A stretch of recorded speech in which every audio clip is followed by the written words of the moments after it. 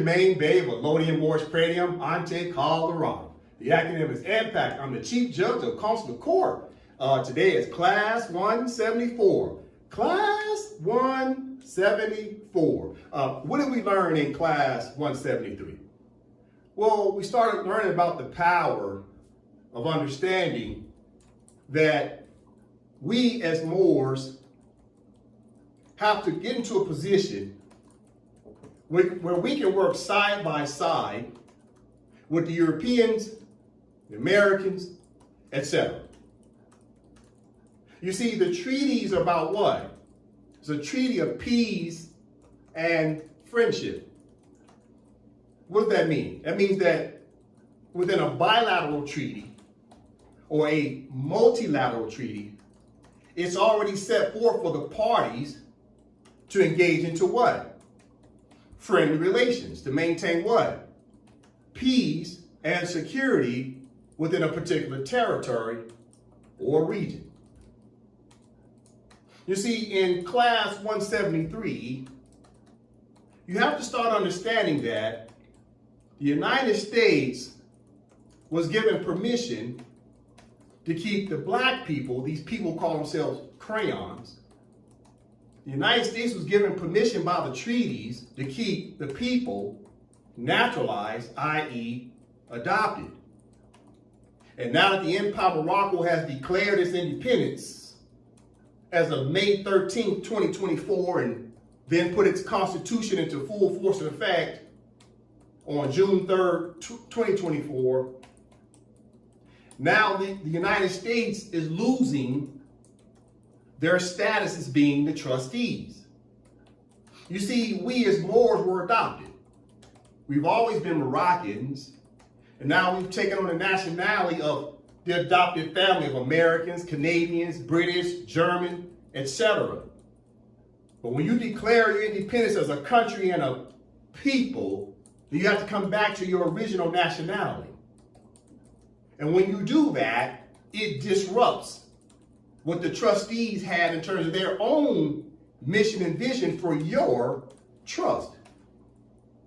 You see, the colonist, i.e. the capitalist society, does not want to give up the trusteeship status because they've been governing over both the Empire of Morocco and its people that they have falsely labeled as blacks.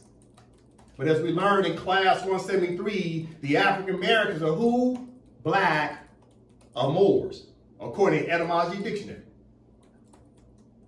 And the United States, as we started to learn during their State of the Union address, we looked at that big image where Congress came together. You got the senators, the House of Representatives, you have the judges, the military sitting there under what they call their State of the Union address. They do once a year. Everybody in that room is operating like a trustee over the Empire of Morocco's vast estate. They were doing that lawfully up until when?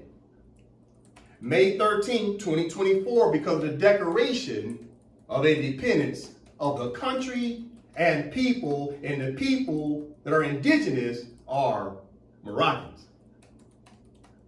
So now the capitalists are starting to remove blackamoors from the mayor's office, governor's office, sheriff's office, House of Representatives office, senator office. They're trying to remove blackamoors because they no longer want blackamoors sitting in those seats of government.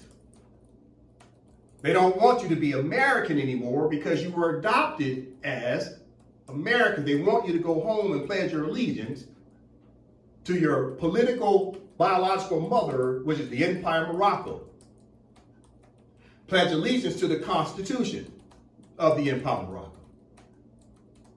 So what you'll learn is that the capitalists used to have a lawful status to keep the Moors subjugated. But how is it that they got away with that? Because the Moors themselves had acquiesced to keep calling themselves what? American. The Moors were not professing or confessing their political tie to their own biological mother, political mother, which is the Empire of Morocco. So you must understand, as an adopted child, you have to recognize your original mother, which is the original jurisdiction of the Empire of Morocco.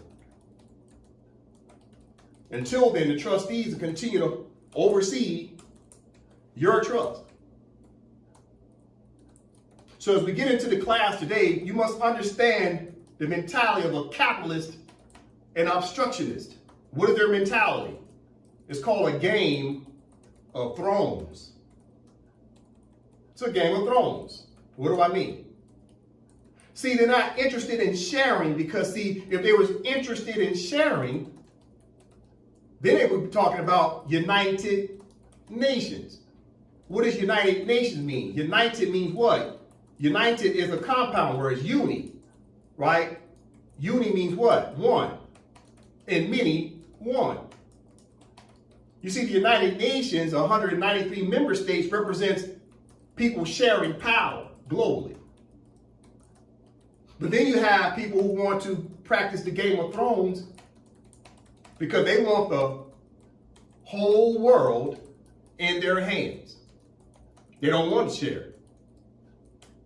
This is the quintessential definition of a capitalist or a colonist or obstructionist, because they don't believe in a united nation. They believe in consolidated power into the hands of one throne. And the whole world is giving pushback to that. 10 billion people have to come together to deal with the billionaires. 10 billion people have to come together to deal with the billionaires. And that's what's happening in the 21st century. So I said all that to say this. As we continue to decolonize, you must recognize that at times it's going to appear as though it's a game of thrones, but the reality it is not. What is it? See, decolonization is about maintaining what? Peace and security within the territory, within the region, within this hemisphere, commonly called the Empire of Morocco. You see, the Moors and the Europeans, Americans, etc., we can all share power together. Because we got separate sovereignty and jurisdiction from others that's within the same land. The treaties set forth an obligation to do what? Share. And this is why the colonists, i.e. the obstructionists, do not want black people to find out they're Moors, because then they would have to share with Moors. But they never had to share with blacks. And this is why they never wanted you to know that you are Moroccan. But yet, if you look at the 14th Amendment, it clearly says you're naturalized. And naturalized means what? Adopted. So if you're adopted, why haven't you tried to figure out who your true political biological mother is? And the reason why we haven't done it is because we continue to practice what's called Black History Month. We think that we're black people, and we're not black people. That's a race. That's not a nationality. We as a people have to understand nationality is tied to a country.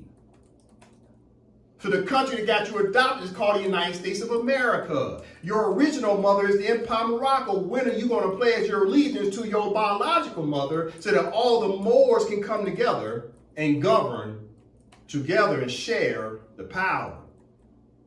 And then become a part of the United Nations and share power on an international level. So today we'll talk about what's commonly known as the Game of Thrones. But the reality is should be about what? United Nations maintaining peace and security from a global perspective. Because the world is stronger when they come together versus someone acting like they want what?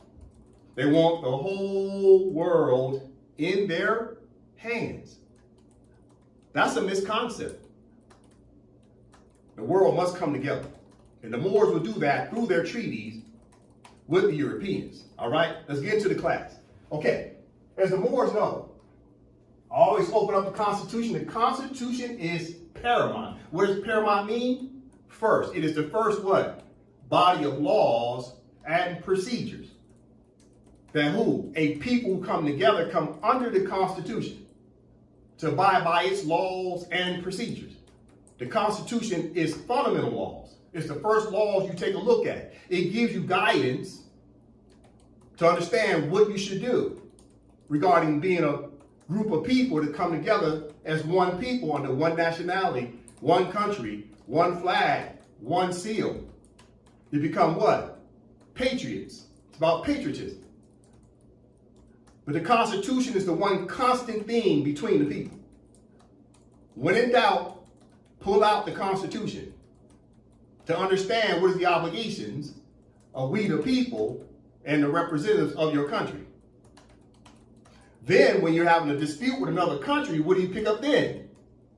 Well, you put down your Constitution, you pick up what? The treaties. Then the treaty starts to express the what?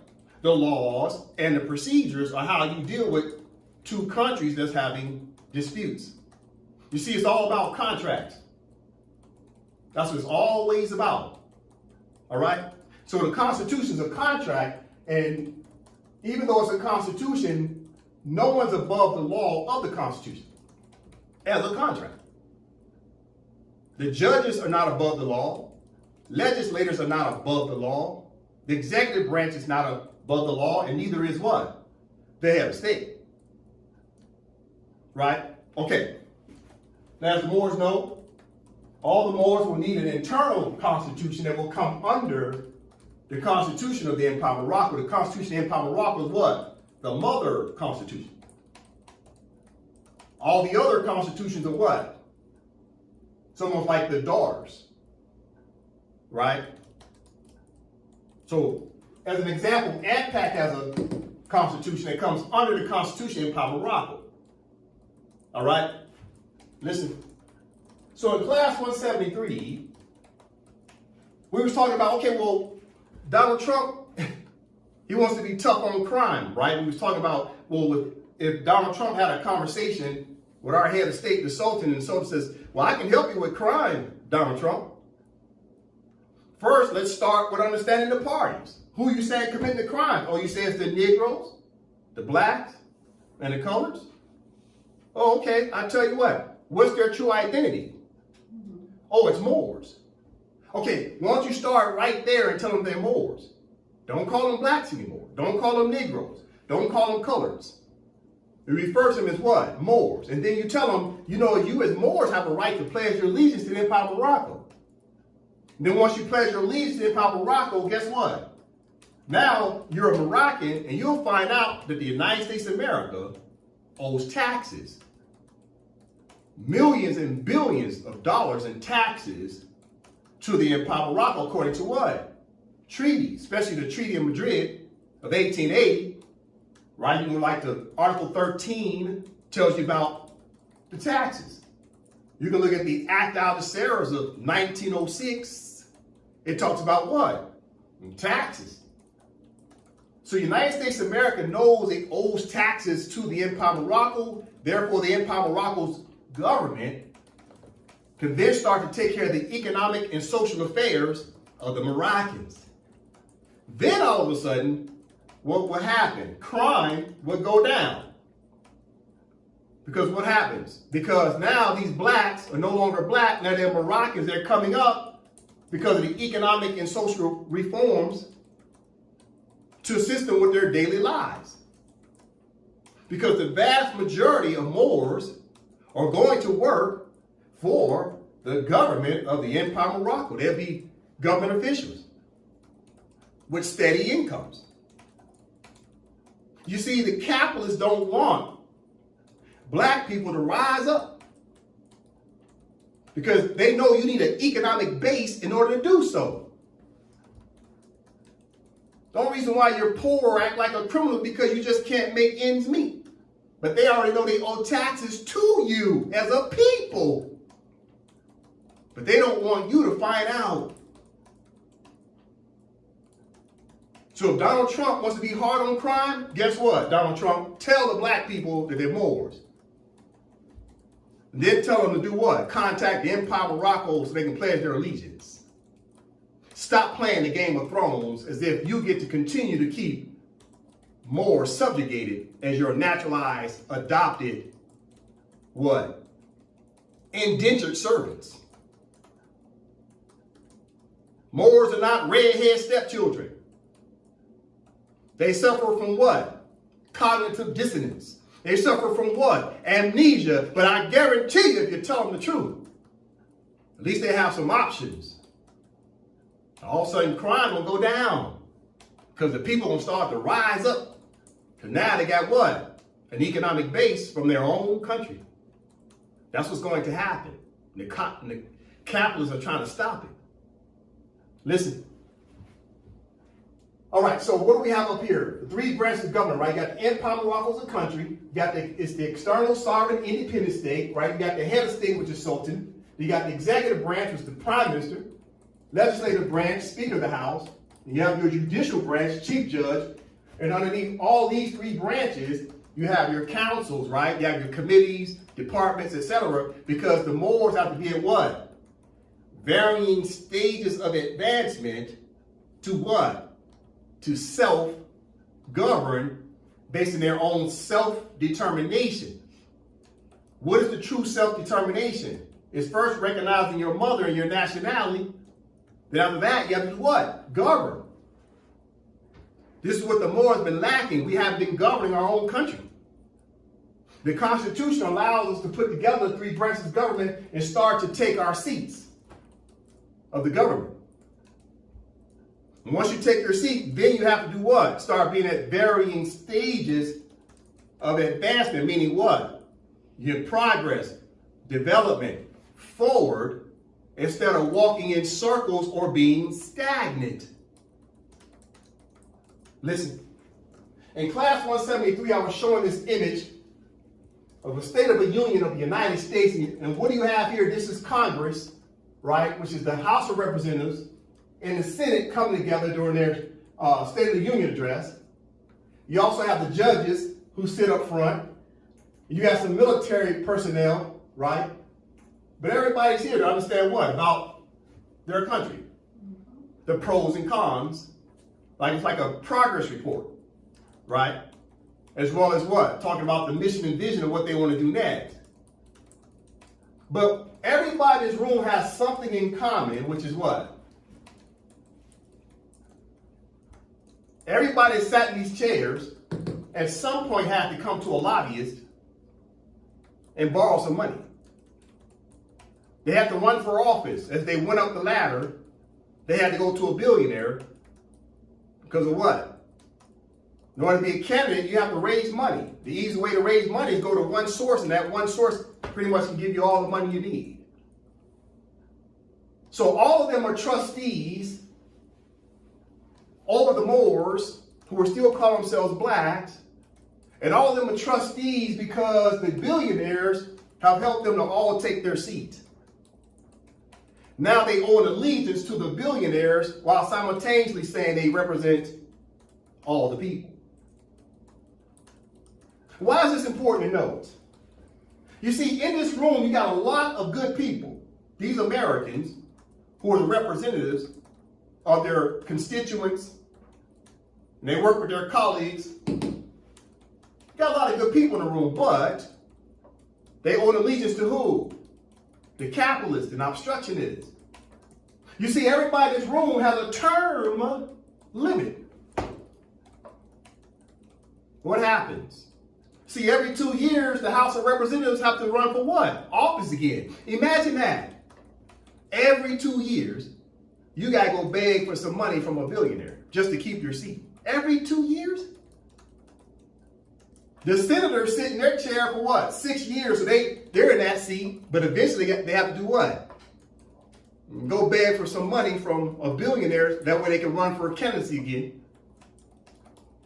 And the president, every 4 years, he has to go beg for some money. So everybody in this room is somewhat bought and paid for. Even though they're good people, they still have to answer to who? The capitalists. And the capitalists are the main ones maintaining the trusteeship status. They don't want to share with the Moors. You have to understand what I'm saying. So don't get extremely mad or disappointed in all these people in this room because they themselves are answering to somebody.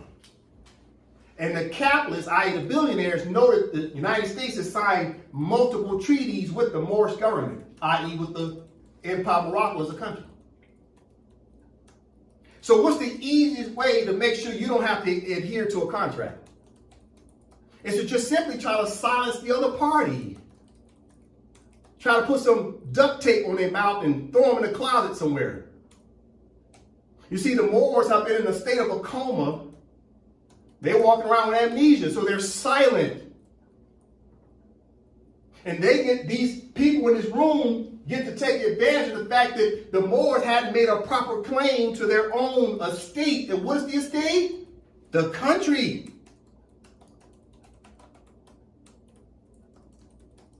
So the capitalists are doing their best to silence the Moors. But it's not working anymore. Why? Because of the internet. Everybody now is a journalist. There's no more secrets. The days of secret societies are over. And the capitalists know it. All right, so listen. All these people in the room know they have to deal with the treaties. They know that. It's coming. They know it. Listen. What do I have up here? This is two constitutions. On the left, the Constitution of the Empire of Morocco. On the right, it's the Constitution of the United States. Okay? What's above it? Okay, this is a treaty, Act Algeciras, multilateral treaty between who? The Empire of Morocco, United States, and several other European states. What else is up here? The Charter of the United Nations. You see, the United States and the capitalist society, i.e. the obstructionists, what have they been doing for over 100 years? They have silenced this. Watch, listen to me, watch. You see, they've been able to maintain being trustees over the Moorish Empire, all because the Moors were silent because they didn't have a constitution. And without the constitution, we couldn't have a political tie to our treaties. Because once you have a political tie to your treaties, then automatically have what? A political tie to what? The Charter of the United Nations. So if the Moors didn't have a constitution, that made the treaties what? Moot, silent. Therefore, the United Nations was what? Moot, silent. So what did the United States do? Watch. They've been trying to maintain this right here. You see that? They wanted to be just that alone. One square and not four. So over 100 years, it's only been them controlling the laws, courts, economics, and social affairs of this territory. But now that we've declared our independence, who? The Empire of Morocco, now they know this structure is now what? Realized. I'll say it again. It's realized because of the Declaration of Independence and the Constitution of Empire of Morocco, and the three branches of government came together. We deposited all that with the United Nations in 2024, according to Article 102 with the Secretariat. They've all been given notice that the Empire of Morocco is at what? Varying stages of what? Advancement. We're forward progress. So what is the colonist and obstructionist job to do? Is to try to stop this from being realized, because if they can stop the Moors from being able to enforce their constitution as a country and people, then that means they can stop the treaty. If they can stop the treaties, they can stop the United Nations from getting involved.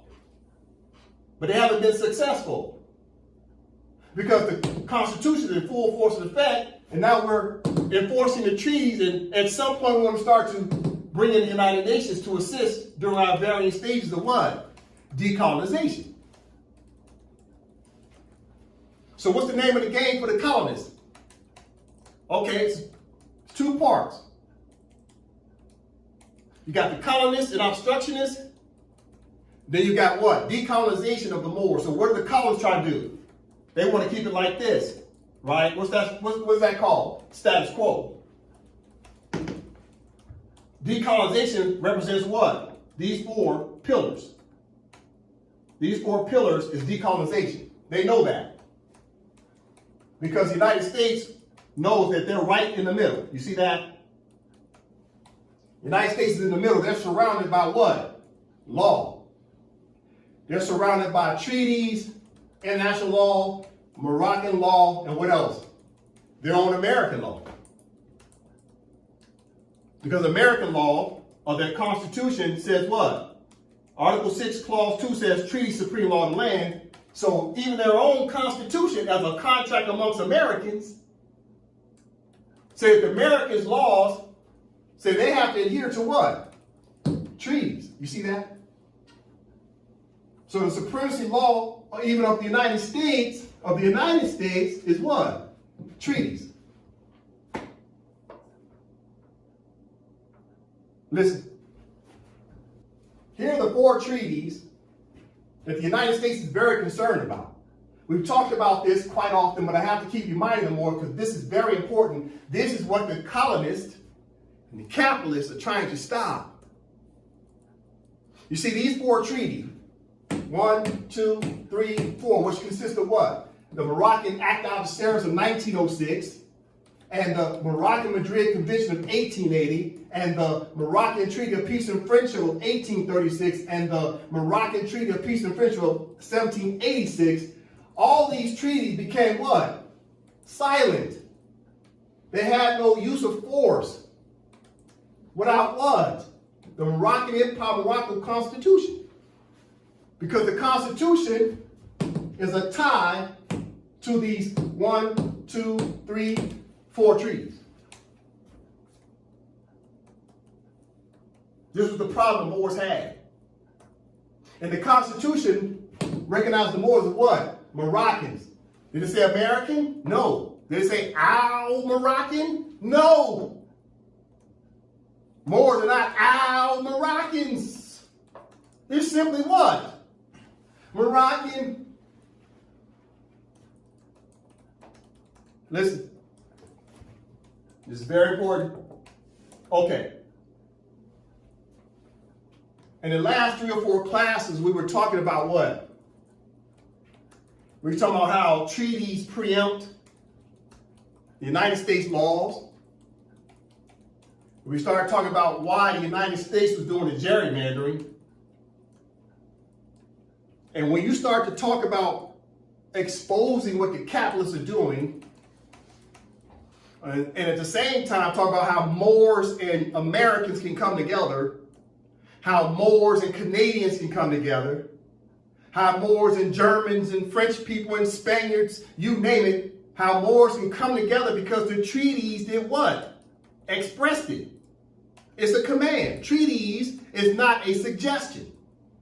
If treaty is supreme law, that means the law said we're supposed to come together and shake hands and do what? Maintain what? Peace and friendship within the territories together.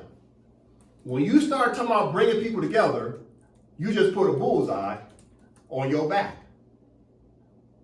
You see, as long as you're talking about tearing people apart, people love that. But as soon as you start talking about bringing people together, now you got an issue. Now it becomes a Game of Thrones because the people who always capitalize off of chaos is a capitalist. But the people who thrive as people are the people who come together under peace and friendship. Through what? Collaboration and partnership. So for the past 4 classes, AMPAC study sessions been teaching about partnership. But at the same time, you got people out there who want to maintain the Game of Thrones. We'll talk about that today. So what do I have up here? Okay, this is the cover page of the United Nations Charter, right? The charter itself. What's the title? Charter of the United Nations. So it's United Nations with the united what? Countries. Trying to become what? Uni means what? One. United. But if you want to turn around and be a what? A dictator, you want to play the Game of Thrones, guess what happens? All 193 nations come together and they start to enforce international law against you. And when you don't adhere to international law, guess what happens next? Guess who's up next? The courts. So it says, Charter of the United Nations and the statutes of the International Court of Justice. So what happens?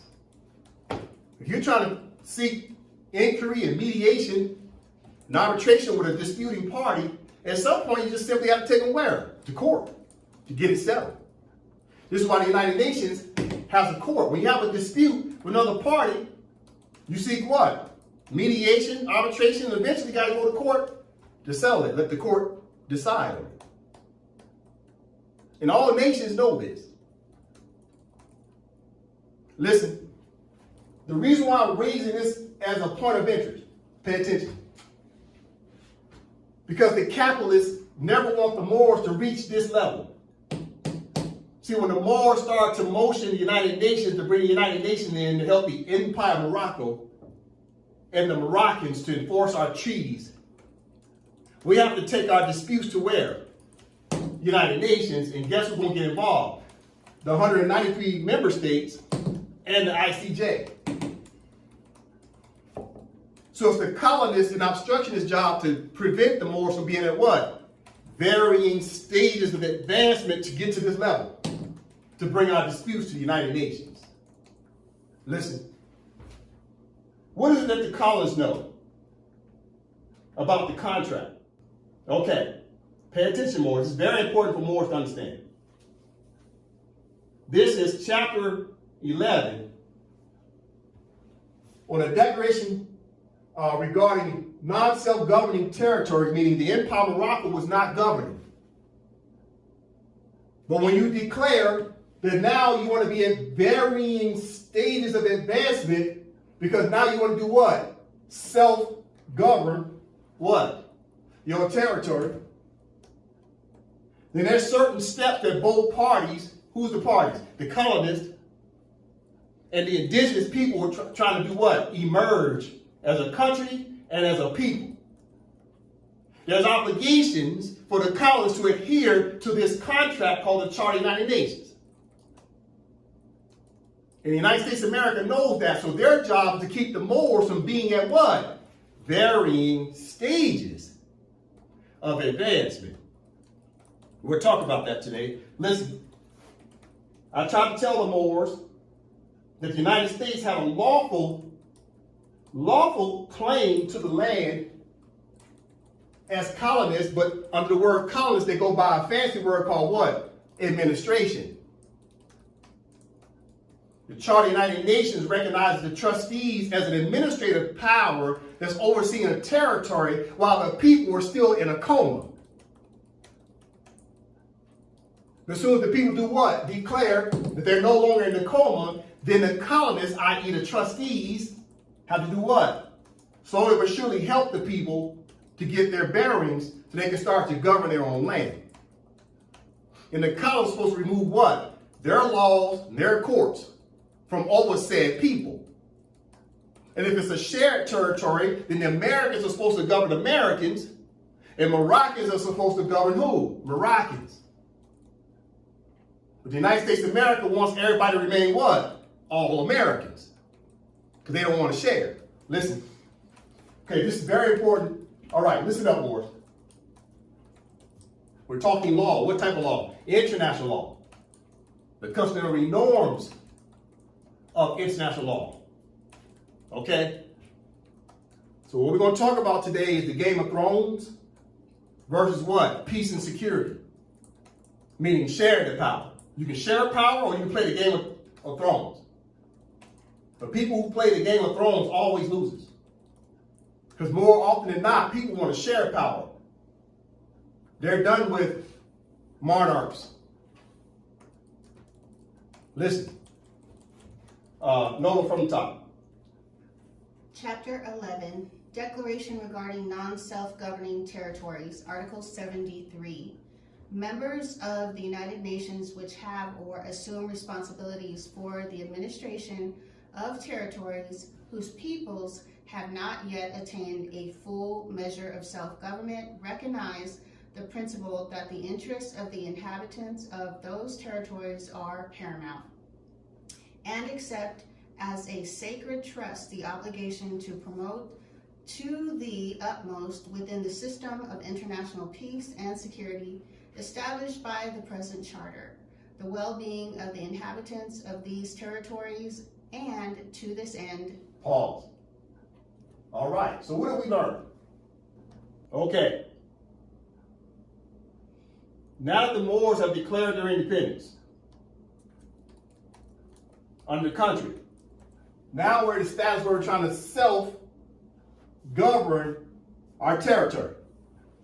Okay, so listen to this. This is what the capitalists are trying to hold on to because they understand the contract.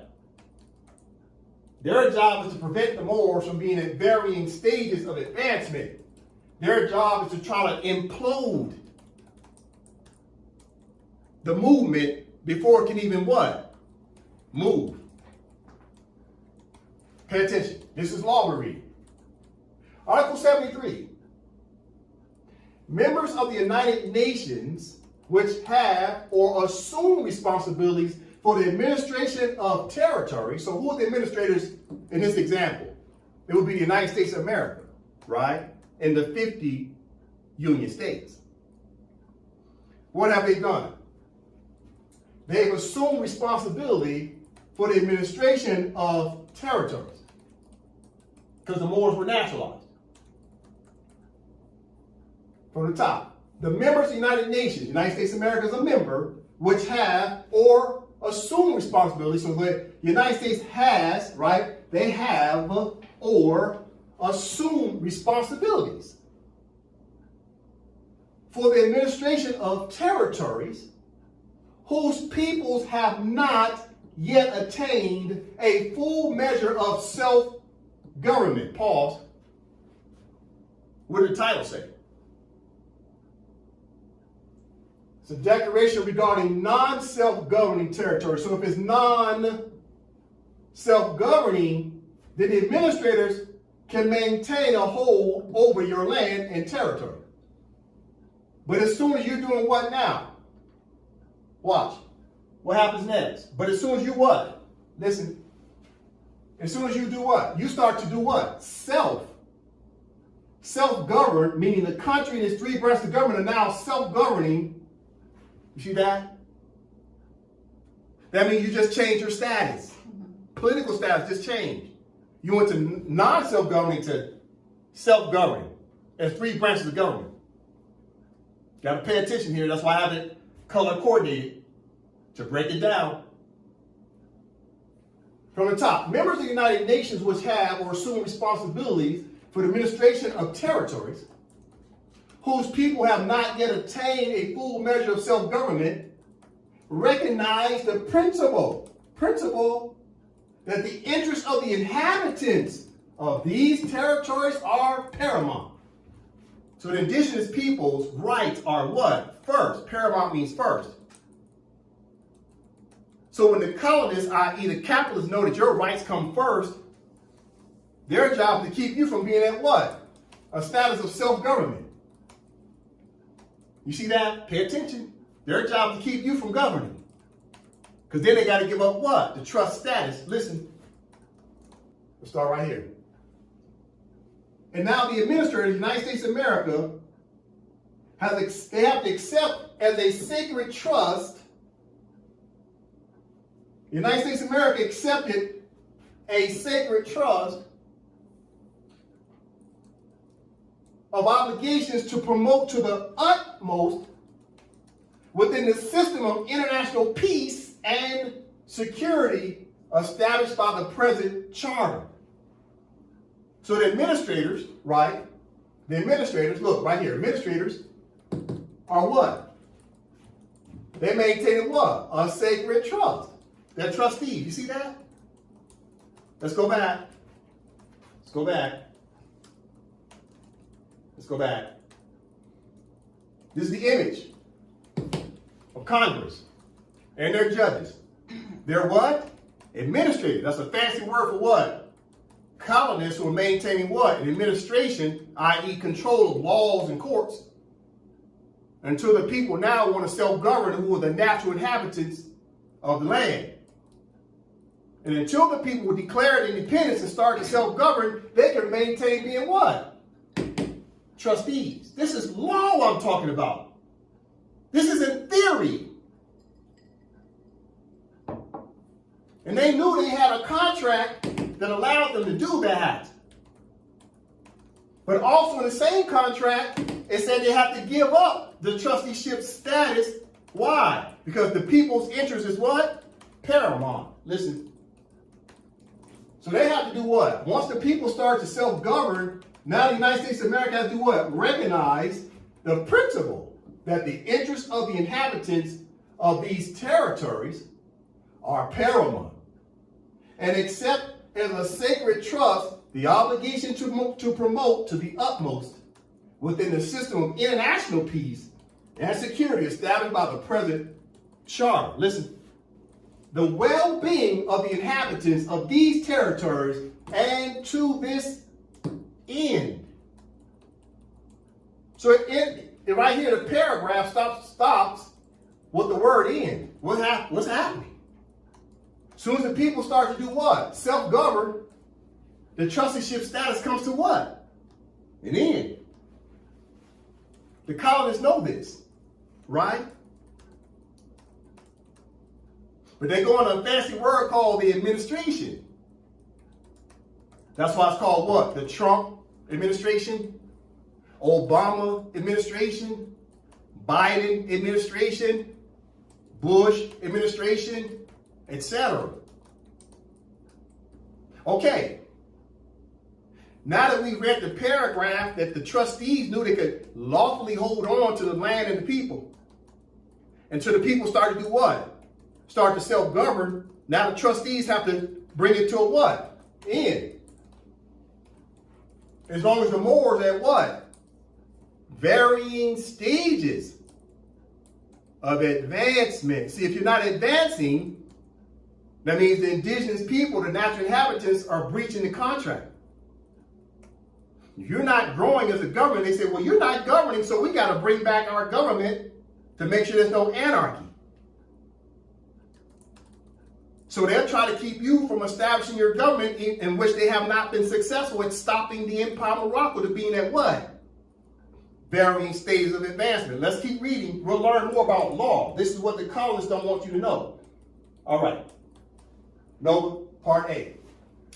Part A. To ensure with due respect for the culture of the peoples concerned, their political, economic, social, and educational advancement, their just treatment, and their protection against abuses. Pause. Read it again.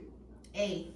To ensure with due respect for the culture of the peoples concerned, their political, economic, social, and educational advancement, their just treatment, and their protection against abuses. All right, so what is it saying here? The colonists, as they start to pull back and not be the trustees anymore, they have to follow these instructions of the contract. This is what you call law and what?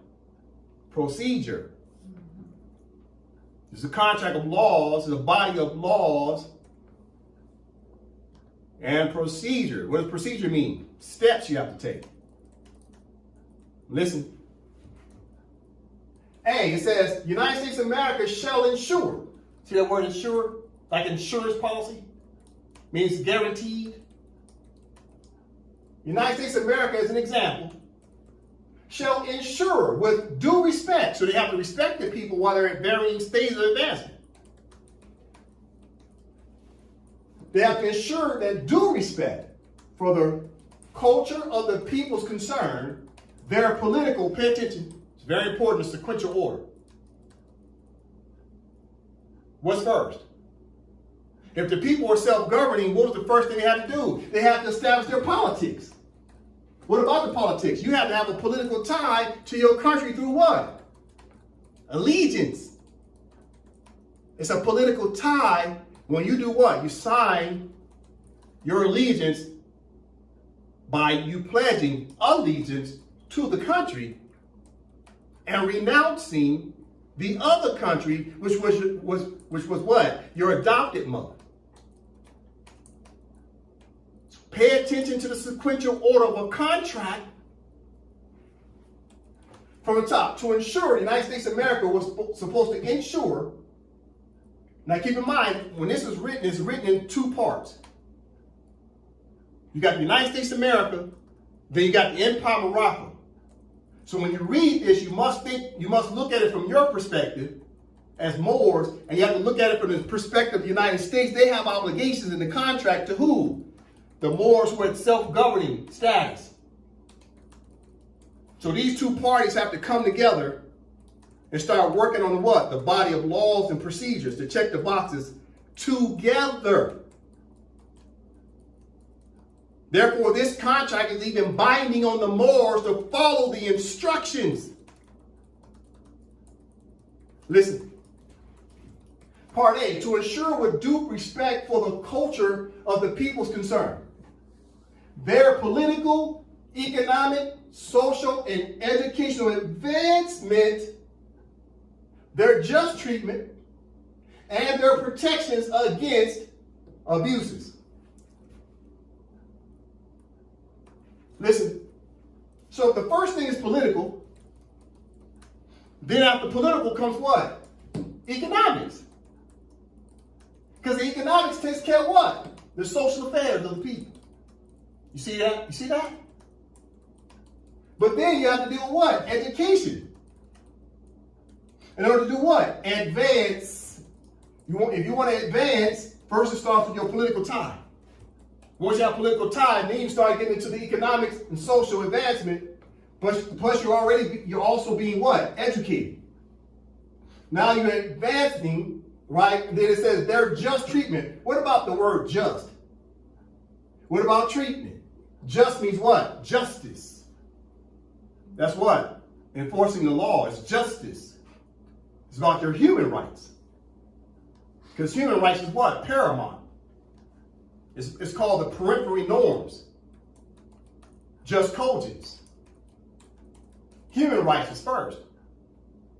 You must maintain justice, meaning the colonists can't keep using their internal courts to keep mistreating people while they're at what? Varying stages of advancement. As a matter of fact, the colonists are supposed to protect the Moors and not do what? Abuse them. But abuse comes in a variety of ways. Abuse could be what? Trying to stall the Moors' advancement. That's abuse in itself. Because you're doing what? Something what? Unjust, because you keep trying to stall out the Moors, because you keep trying to force your colonial laws against the Moors. That's a violation of the contract. Why? Because see, the United States wants to play a Game of Thrones instead of what? Peace and security and share the power. But this is a contract they know they have to adhere to. So what's their job? Listen to me. What's the first thing they have to try to stop? They have to stop your self-government, which is also codified under the word what? Political. See, if they can stop you politically, then you can never get access to your economics and social affairs. You see that? If they can stop you politically, meaning they can stop your government from self-governing and being advancement, then the colonists, i.e. who? The capitalists, don't have to share the money with you. See how I got it in green? There's no social affairs without the money. Got to pay attention here how this contract is written in sequential order. Okay, B, this is important. I'm building up. We'll get to something. I'll make my point here shortly. Okay, Nova, B. B, to develop self-government, to take due account of the political aspirations of the peoples, and to assist them in the progressive development of their free political institutions, according to the particular circumstances of each territory and its peoples and their varying stages of advancement. All right, so B reads as follows. To develop self-government. Oh, you're supposed to be developing. That's called progress. So develop self-government. So the colonist's job is to do what? Stop you from doing what? Developing. Listen, to develop self-government, to take due account of the political aspirations. See, it's about that political word again. Because political is tied to what? The government. You see that? So it's about the Moors' political aspirations of the people. Who's the people in this example? Moroccans, i.e. Moors. And guess what the colonists are supposed to do? They're supposed to do what? Assist who? The Moors in what? Listen to this next word. In the progressive development of their free political institution. So about politics, because politics is tied to what? The government, and it's all about what? Progression, or what? Development, progression, all it's about what? Moving forward. You see? So the colonists, i.e. the capitalists, their job to do what? Not to help you move forward. They want to keep you what? Stagnant.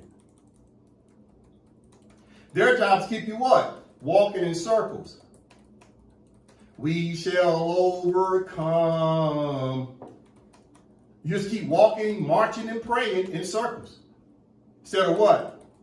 For progress and development of what? Self-governance. Okay, so since they're supposed to help us to do what? To be at what? Listen to these words.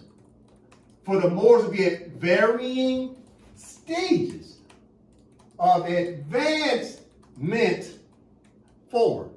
Supposed to be advancing. This is a contract. So the Moors have a responsibility according to the contract to decolonize by what? Being a self-governance and advancing forward. And the colonists' job is to keep us what? Stagnant. They're playing a Game of Thrones while we're trying to do what? Maintain peace and security because we're trying to self-govern our own people. So we get back to our own what? Economics. Listen. See up here? Economics is in green. See that? Now look what I got in green down here. Look. See, if we have varying stages of advancement, that means we're working towards what? Economics. Oh, the colonists and capitalists don't like that. It's called what? Greed. But this is a contract, and they know the only way that they don't have to adhere to the contract is to make sure the Moors are what? Not at varying stages of advancement. It's their job to stop the Moors. Okay, listen. No, part C. C, to further international peace and security. Read again. C, to further international peace and security. Therefore, the Charter of the United Nations is about international law. So when you have two disputing parties, such as the Empire of Morocco, the United States of America, what is one of the fundamental laws both parties have no choice but to adhere to? It's international law. Even though the Moors have treaties, while the Moors at varying stages of advancement, if the United States of America is not adhering to the treaties, at their very least, they have to adhere to international law, you see?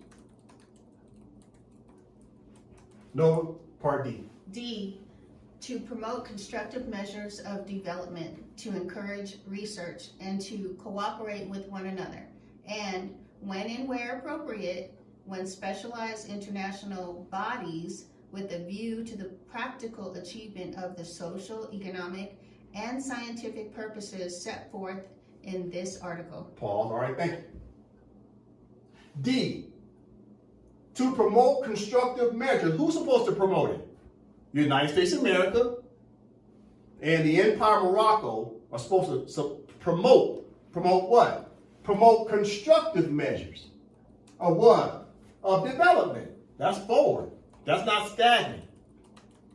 To encourage research. Listen. And to cooperate with one another. Isn't that called coming together under peace? And what? Security. See the word peace? Peace and security, because peace creates security between who? When you're trying to cooperate with one another. This is a contract. The capitalists don't want to do what? They don't want to cooperate. They just want to dominate because they want to hold on to the Moors' trust. It's trustees. So their job is to do what? Create disruptions amongst the empire of Morocco. Now look what I have down here in green. Green is for the money. Watch. Section D. With a view to the practical achievement of the social and economics. You see that? What a view. What's view mean? You're seeing forward. Right? It's what? Foresight. It's a view. You're seeing far, far into the future because you're working towards practical arrangements that are already set forth how you're going to start to do what? Decolonize and be at varying states of advancement because there's already what? Some type of plan in place. So now you can see it happen because it's already in writing. It's set forth. So it's about the view to the practical achievement of the social and economics. That's why it's in green, because he's talking economics. The economics takes care of what? The socialism. The capitalist job is to keep the Moors from getting access to the economics because the United States of America knows they owe the Empire of Morocco taxes. And once they start to pay the Empire of Morocco, then the Empire of Morocco's government will trickle down that money to all the workers of the Moorish government. And then the Moorish government will automatically take care of the social affairs because now everybody has a job. Gainful employment. Working for your own country. That's why it's in green. So the college jobs do what? Not allow the Moors to achieve that level. Their job is to stop the achievement. They don't want you to achieve what? The view. No forward progress. Listen, this all makes sense. Pay attention. I'm going over this for a reason. All right, what's the obligations of the United States of America and the Empire of Morocco? Know what section E? E is to transmit regularly to the Secretary General for information purposes, subject to such limitation as security and constitutional considerations may require. Statistical and other information of a technical nature relating to economic, social, and educational conditions in the territories for which they are respectively responsible other than those territories to which chapters 12 and 13 apply. All right, so from the top. United States of America and the Empire of Morocco are supposed to do what? Transmit regularly, meaning what? Send documentation about your varying state of advancement to transmit regularly to the Secretary General for information purposes. We're supposed to send them information. So both the Empire of Morocco and the United States of America are supposed to send regular updates to the Secretary General. Why? Because decolonization sometimes creates what? Confrontation. The United Nations has a responsibility to be a mediator or arbitrator to come in and assist the indigenous people who are trying to decolonize. You see? So they put the responsibility on the administration, which the United States of America was holding on to a trust status. And now their trust is coming to an end because now the Empire of Morocco declared its independence. And now it's at varying states of development because of the Constitution and 3 branches of government. Now both the Empire of Morocco and the United States of America are supposed to give constant communication to the United Nations. You see? Now check out this part right here. Relating to what? Relating to the economic, social, and educational conditions in the territory. So once again, Talking about this money that takes care of the people. But look how they keep talking about education. You see, AMPAC study session is an educational platform that's been teaching the Moors about international law and Moroccan law. That way we can do what? Decolonize through what? Our own self-determination and self-governance. See, the education was key. The Moors wouldn't know nothing about international law and Moroccan law without the education. It's key. Education, another word for what? Information. The Moors have to be informed. They were not being fully informed for decades. But yet this Charter of the United Nations has been out since 1945. Listen, what's next? Article 74, check this out. Note from the top. Article 74. Members of the United Nations also agree that their policy in respect of the territories to which this chapter applies, no less than in respect of their metropolitan areas, must be based on the general principle of good neighborliness, due account being taken on the interests of well-being and the rest of the world in social, economic, and commercial affairs. Thank you. So Article 74 now is talking about what? Respect. It's an obligation of a contract, international law obligation, to respect both parties involved with what? Decolonization. Because the trustees' role is what? Coming to an end, while the indigenous people, the natural inhabitants, are starting to do what? Be at various stages of advancement to rise up to self-govern. That way they come under their own laws, their own courts, they maintain their own what? Economics and social affairs. You see how it ends it again? Social, economic, and commercial matters. Now you get into what? Commercial enterprise. Commercial enterprise.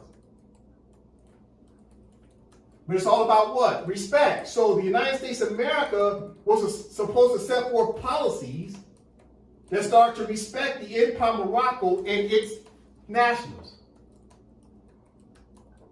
From the top, listen. Members of the United Nations, so the member is the United States of America in this example, also agreed that their policy of the United States of America and of the United States and the several union states of the territories to which this chapter applies, no less than in respect of their metropolitan area. So the United States is what you call a metropolitan area. It encompasses 50 union states. Let me say it again. When you see the word metropolitan area, that encompasses the entire latitude, longitude of every square inch of land, air, and sea that the United States claims, as an example, as being a part of the United States of America. I'll say it again. When you see the word metropolitan, that's the entire 50 states and all of their what? Territories. It's considered under one word called metropolitan. Always remember that. They're supposed to do what? Take due account, being taken to the interest and well-being of the rest of the world in social, economic, and commercial matters. Why did they bring this word world into it? Because now the indigenous people get into what? Commercial enterprise with the other nations. Because now you're at varying stages of advancement. Now you can get into contracts with other countries, you see, of the world. It's about sharing power. Now watch. Let's go backwards. Let's go backwards. So this is about what? Listen. Article 73. Let's recap. This is important for the Moors to understand. Article 73, the members of the United Nations, so United States of America, which is a member of the United Nations, which have or assume responsibility for the administration of the Empire Morocco's territories, whose Moroccan people have not yet obtained a full measure of self-government, recognize the principles that the interests of the Moroccans of the Empire Morocco are paramount, and the United States of America accepts as a sacred trust the obligations to promote to the utmost within the system of international peace and security established by the present charter, that the well-being of the Moroccans of the Empire Morocco will come to an end in terms of what? The trust status that they have. The trusteeship comes to an end. Listen. So that's Article 73. Then we went over Article 74. Right? You see Article 74? Watch. Right? Sequential order. Look what came next. Watch. Watch. Watch I push. Watch. Look at that. Boom. You see it? Oh, hold up. See that? See that? Chapter 12. International Trusteeship System. Trustees.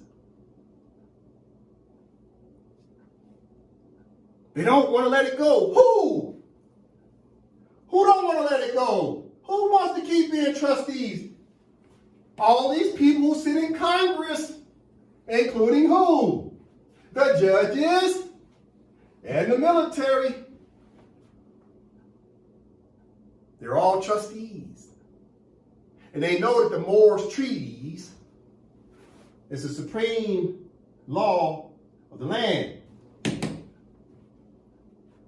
Not only does the Moors have a right to decolonize through our Constitution, be it varying stages of advancement of government, but we also have a right to enforce the treaties.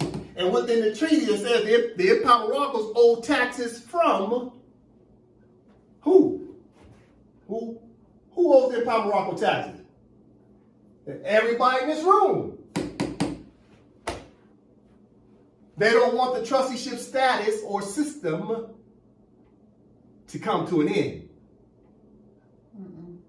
So their job is to do what? Trying to make sure the Empire Morocco remains stagnant and off-road disabled because there's no varying stages of advancement. See, the only way the politicians and the colonists, i.e. who? The capitalists, can stop the Empire Morocco is if the Empire Morocco itself is not at varying stages of advancement. You see? Listen, this is the Treaty of Peace and Friendship of 1836 that the colonists, i.e. the trustees, know about. I'm building up. Pay attention, I'm building up. Talking about the Game of Thrones versus peace and security. Listen, let's go down to Article 22. Article 22, right, talks about what? Trustees.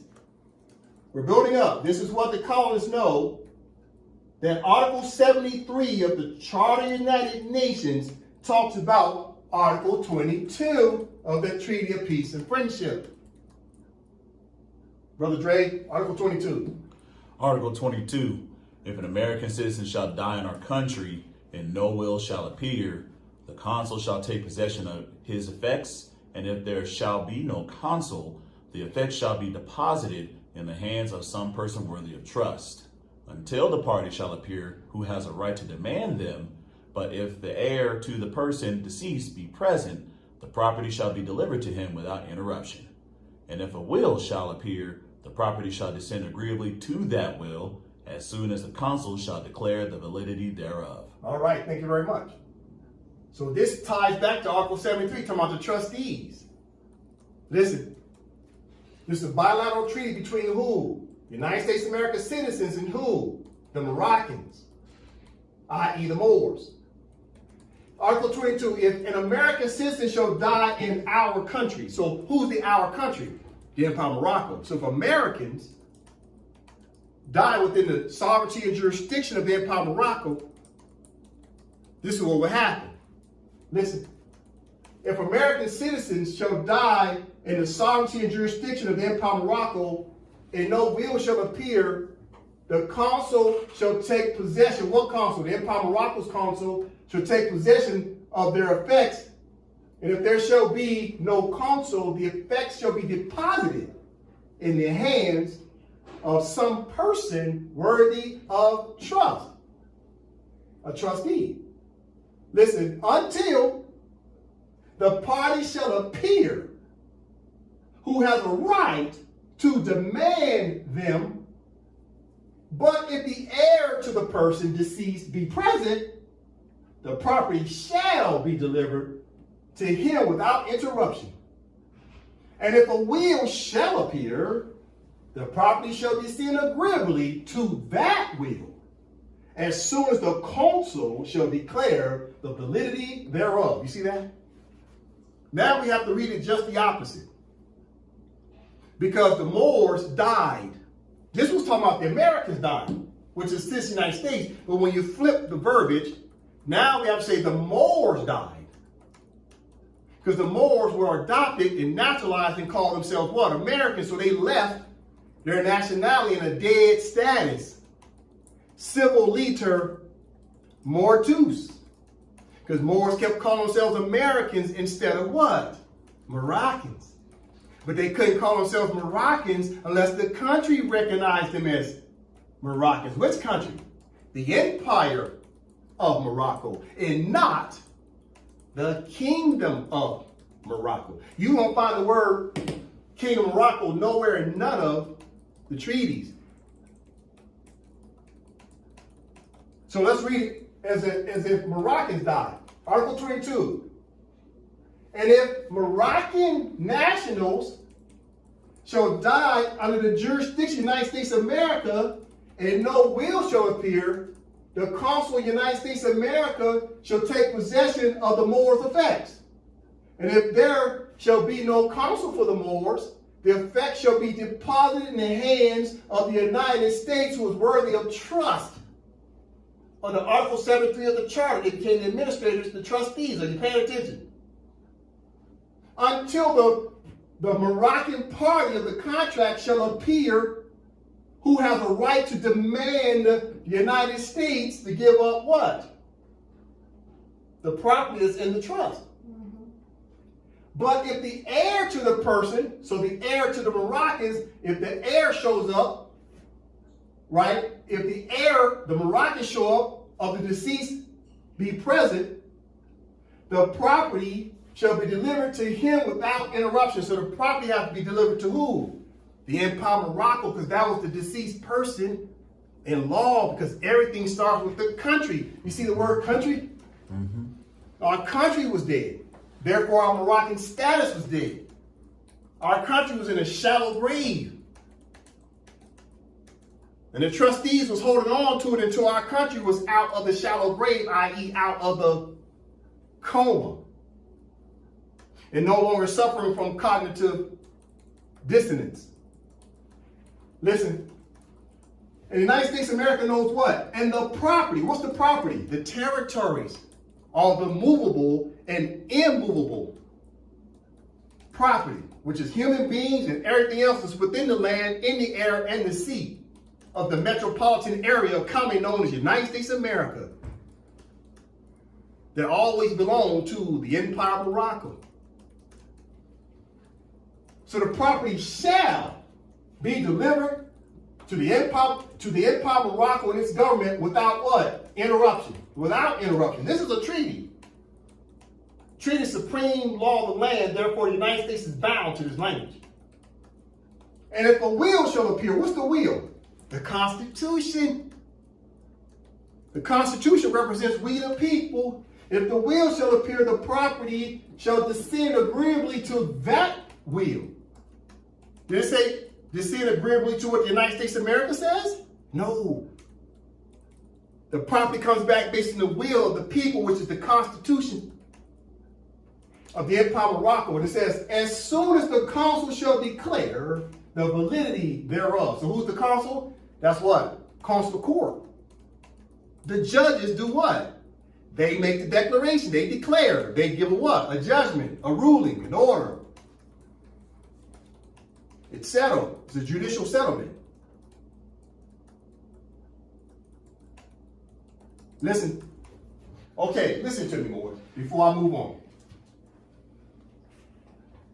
The United States Congress, their judges, their military, the president, everybody, Congress, they know they have to adhere to this Article 22 because it's a bilateral treaty, but the only way for them not to have to adhere to it is that the Moors themselves can't enforce it through their will, which is the Constitution. And the Constitution is a body of laws and procedures that tells the Moors that they're doing what? They're at varying stages of advancement because they're self-governing. So the colonist's job is to keep the Moors from being able to enforce Article 22 of the Treaty of Peace and Friendship, as well as to keep the Moors from being able to enforce Article 73 and 74 of the Charter of the United Nations. Their job is to stall the Moors out. Listen, what's one of the ways that the United States stalls other countries out? Okay, listen, as an example, what I have up here.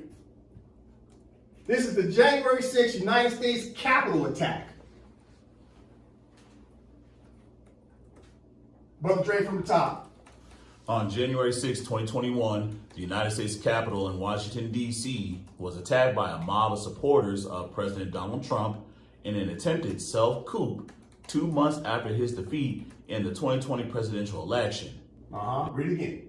On January 6, 2021, the United States Capitol in Washington, D.C. was attacked by a mob of supporters of President Donald Trump in an attempted self-coup 2 months after his defeat in the 2020 presidential election. It sought to keep him in power.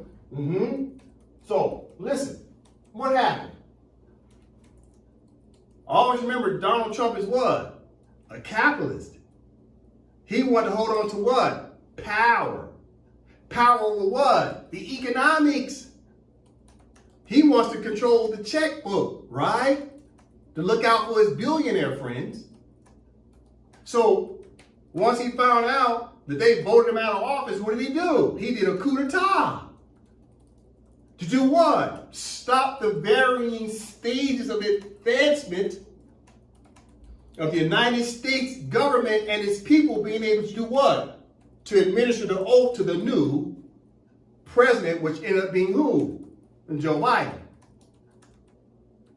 So I'll read from the top. Listen. On January 6, 2021, the United States Capitol in Washington, D.C. was attacked by a mob of supporters of the President Donald Trump in an attempt to self-coup. See, it was an attempt of a self-coup 2 months after his defeat in the 2020 presidential election. They sought to keep him in power. So, see, the United States themselves have dealt with a coup d'etat. It was an attempt, but it stopped. But what's the psychology here? See, the philosophy and the psychology was for Donald Trump to hold on to power because he just wants to control the money as a capitalist. It's called pure greed. He doesn't care about being the president. He cares about being a dead president on a dollar bill. He cares about Benjamin Franklin. Donald Trump don't care about being president. He cares about the big Benjamin Franklins. You see? Him being president gives him access to the wealth. So he performed the coup d'etat because he just wants to control the power. So coup d'etats happen, even in the United States. But what's my point? Coup d'etats are designed to do what? Stall things out. That way things can't do what? Be at varying stages of advancement. But Donald Trump was not successful, was he? No. Listen, what is a coup d'etat? No, okay, know it from the top. A coup d'etat, French word, coup d'etat, a stroke of state, or simply a coup, is typically an illegal or overt attempt by a military organization or other government elites to unseat an incumbent person or leadership. A self-coup is said to take place when a leader, having come to power through legal means, tries to stay in power through illegal means. All right, from the top again. A coup d'etat, French word coup d'etat, stroke of state, or simply a coup, is typically an illegal and overt attempt by a military organization or other government elites to unseat an incumbent person or leadership. A self-coup is said to take place when a leader, having come to power through legal means, tries to stay in power through illegal means. All right, so Trump had came into power by legal means, and then he was voted out of office by legal means, but he wanted to remain in office illegally, you see? So he did a coup d'etat to try to do what? Create disruption. That's a coup d'etat. It's a stroke. You see that right there?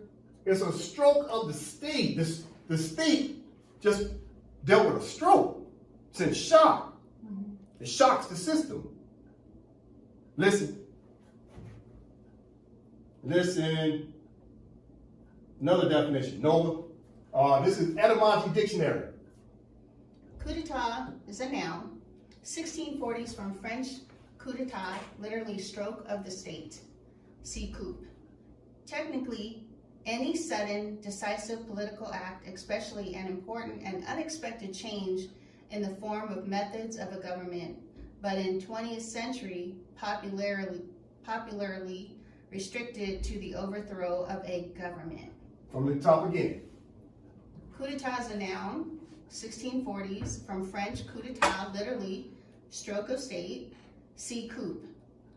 Technically, any sudden, decisive political act, especially an important and unexpected change in the form of methods of a government, but in 20th century, popularly restricted to the overthrow of a government.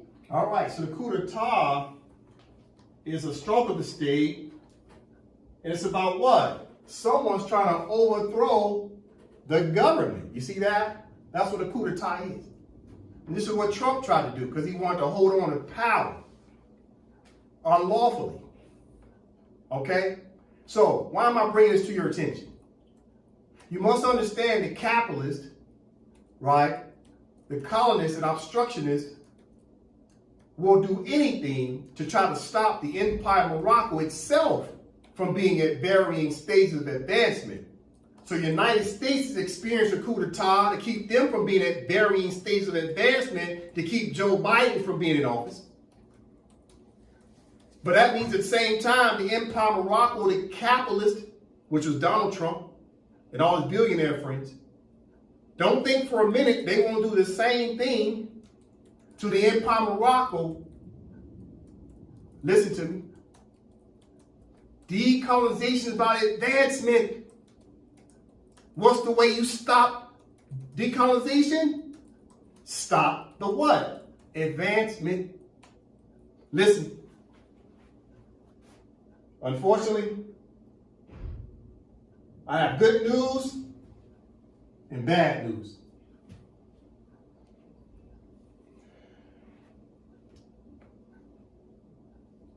For the record, the Empire of Morocco and its three branches of government has suffered a coup d'etat.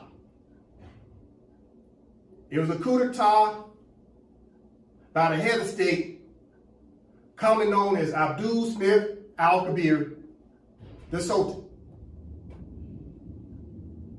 The Sultan and a handful of people have tried to overthrow the government. But the three branches of government was able to come together to stop the attempt of the coup d'etat. So, why do I say there's been a coup d'etat, but I have good news and what? Bad news. You see, anytime there's a coup d'etat, what's happening is someone's testing the resolve of your constitution. The laws and the procedures of your constitution, where your three branches come together and enforce the constitution. The good news is this. Abdul Smith al-Kabir, the Sultan, attempted a coup d'etat, but he was not successful. Why? Because the Constitution held. It upheld itself. The three branches came together and said, no, there will be no coup d'etat. There will be no overthrow of the government. So what do I have up here?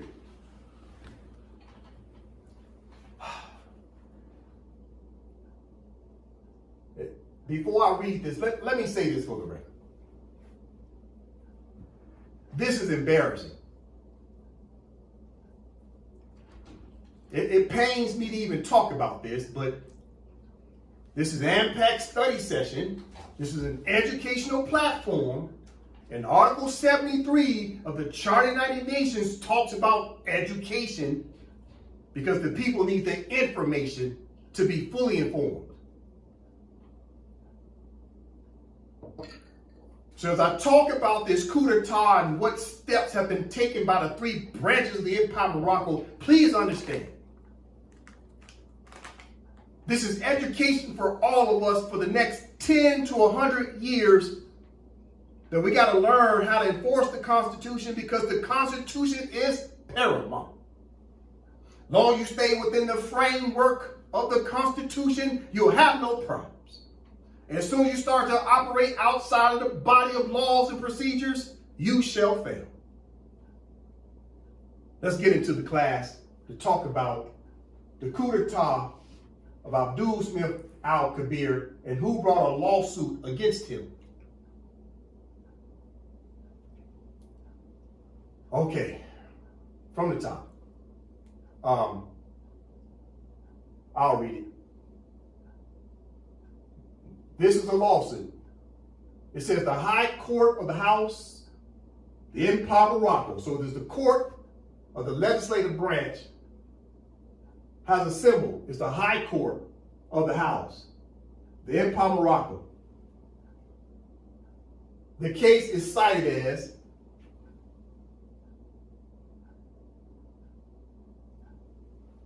the Empire of Morocco, ex-rel Sayaraha Council, the plaintiff, versus Abdul Smith al-Kabir, suspended Sultan, the defendant. So what does this mean up here? Empire of Morocco, ex-rel Sayaraha Council, that means what?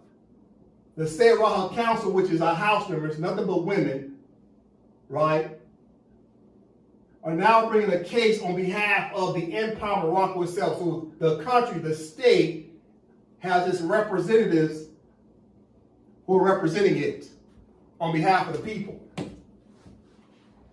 But they all operate as one. The Empire of Morocco and the Sayaraha Council is the plaintiff themselves, because they're bringing a complaint against who? Abdul Smith al-Kabir, who's the suspended Sultan, who's defendant in the case. Listen. The House members brought this case as of October 5th, 2025. It's case number 100125-3B. It's the House of Sayaraha's vote of no confidence against the Sultan al-Kabir. Listen. From the top it reads, the House of Sayaraha's vote of no confidence against the Sultan al-Kabir for high crimes. This is serious business. This is an educational platform. Coup d'etats are serious crimes. Listen.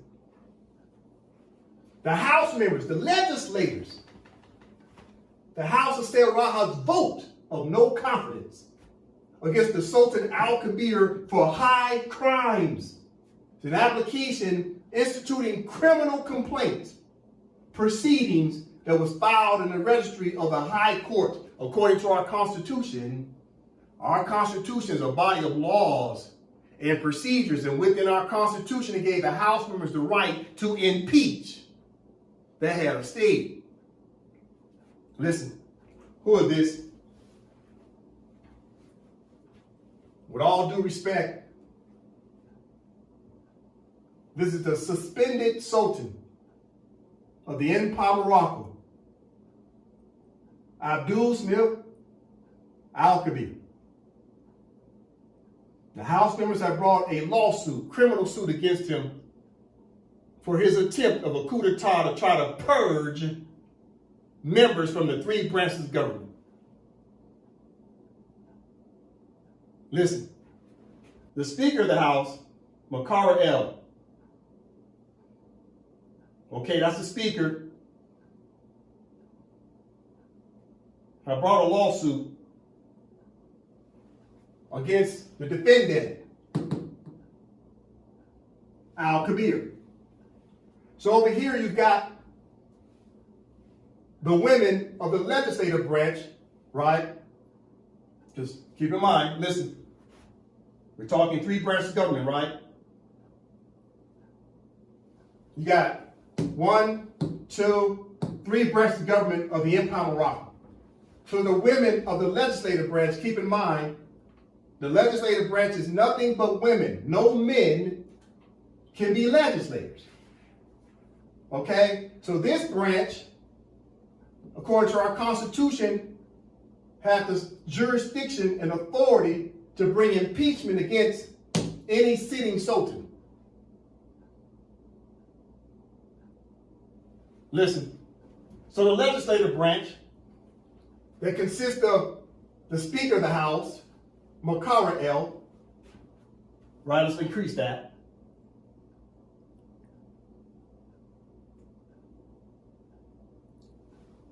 Makara El, Speaker. Brittany Bay, legislator. Who is this? Mary Freeson L. There she is. These are elected officials of the House. Then you got Queen Bay. She's an elected official of the House. These are legislators. They're the plaintiffs. See that? Who's the defendant? Abdul Al-Kabir. Defendant. And who's the chief judge as of today? Dominique L. She's the chief judge of the High Court. And the High Court is responsible for the impeachment of the head of state. So as I stand here today, October 16th, 2025, there has been a case established by the House members against the head of state who's been the suspended Sultan, according to the House members. This is an active litigation because of the participation of the Sultan of the Empire of Morocco, who's an elected official as head of state. Not a monarch, elected official.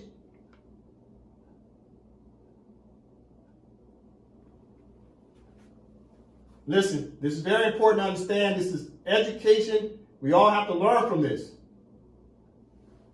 We all have to learn from this. Like I said, this is very embarrassing. But it's a part of the due process of countries when they're trying to get off the ground, when the Moors say we're trying to uplift fallen humanity. Well, during the due process of uplifting, it becomes a Game of Thrones to certain individuals. Instead of it being shared power, certain individuals want to try to have all powers, as if they're monarchs. The office of the Sultan is not a monarch. Listen, what I have up here, This is a video. There's nothing on the screen just yet. Just a moment. This is a 15-minute video of the Speaker of the House, Makara L., along with the other legislators who are elected officials of the House. They're going to read out loud their state of emergency address. And they're going to tell you more about why they have to vote of no confidence in Al-Kabir. So let me say it for the record. Who's bringing the suit, criminal suit, against the Sultan? It's the House members. For what? High crimes because of a coup d'etat attempt that failed. Let's let the mothers tell you what happened. I stand here before you today as Speaker of the House, addressing the reaction of the coup d'etat, in which several bad actors attempted power grabs and the goal of purging 3 branches of government. Al-Kabir will stand trial for his full high crimes at the High Court of the House in accordance with Article 81 of the Constitution. Therefore, Abdul Al-Kabir has been stripped of all powers by the elected men and women of the executive and legislative branch, effective October 5th, 2025. The state of emergency has caused the executive branch and the legislative branch to combine their constitutional authority under an urgent extraordinary session to regain the security and continuity of our government and state. Because of Al-Kabir's unconstitutional actions, the House members and the Wazir found it appropriate to initiate emergency powers to set forth a vote of no confidence in Abdul Smith Al-Kabir for his willful high crimes. Nevertheless, Al-Kabir shall be entitled to public and transparent due process under Article 81 of the Constitution.